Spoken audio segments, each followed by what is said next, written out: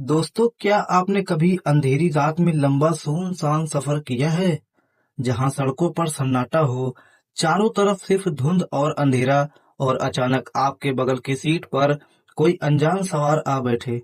आज की कहानी एक ऐसे ट्रक ड्राइवर की है जिसने आधी रात के सफर में देखा वो जिसे शायद आप सुनकर भी यकीन ना करें। हेलो फ्रेंड्स, मैं हूं गुलशन और आप सुन रहे हैं स्टोरी विद गुलशन।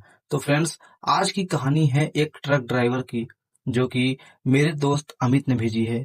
तो पहले तो मैं अमित का धन्यवाद करता हूँ और इस कहानी की तरफ बढ़ते हैं कि इस कहानी में ऐसा कौन सा रहस्य छुपा है। चलिए जानते हैं इसी कहानी में। दोस्तों, मेरा नाम विजय है। पेशे से मैं एक ट्रक ड्राइवर हूँ। बीते 20 सालों में न जाने कितनी लंबी यात्राएं की, राजस्थान की तपती सड़कों से लेकर उत्तराखंड के पहाड़ी रास्तों तक। लेकिन एक सफर जिसने मेरी जिंदगी बदल दी, वो आज तक मेरे जहन से मिटा नहीं। यह बात सर्दियों की है। दिसंबर की कड़ाके की ठंड, जब रात को सड़कें वीरान हो जाती हैं। उस रात मुझे माल लेकर पटना से वाराणसी जाना था। रास्ता सुनसान था और घड़ी में करीब 2:30 बज रहे थे। ट्रक की हेडलाइट्स अंधेरे को चीर रही थी। धुंध इतनी थी कि 5 मीटर आगे भी साफ नजर नहीं आ रहा था। तभी सड़क के किनारे मैंने देखा, एक औरत सफेद साड़ी में खड़ी है। लंबा कद, खुले बाल और हाथ में कुछ लटक रहा था। मैंने सोचा कोई मुसीबत में है। मैं धीरे धीरे ब्रेक लगाकर रुका। बहन जी, कहाँ जाना है? मैंने खिड़की से झांक कर पूछा। वो बिना कुछ कहे मुस्कुराई और अगले ही पल ट्रक की पैसेंजर सीट पर आकर बैठ गई।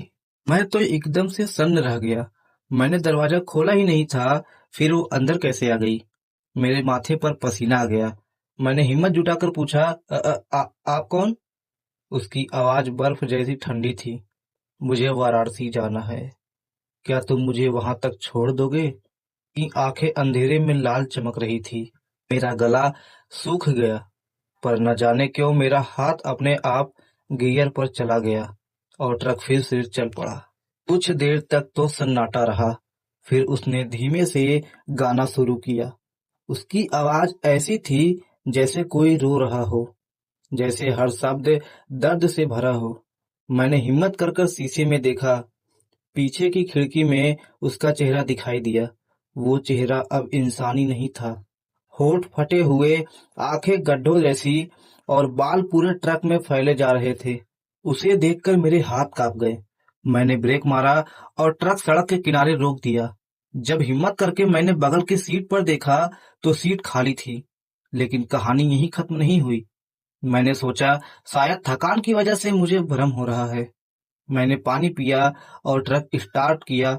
जैसे ही आगे बढ़ा, अचानक वो औरत ट्रक के बोनट पर चढ़कर दिखाई दी। उसके बाल शीशे से अंदर घुसकर मेरे गले को जकड़ रहे थे। मैंने पूरी ताकत से चिल्लाया और आंखें बंद करके ब्रेक दबा दिया।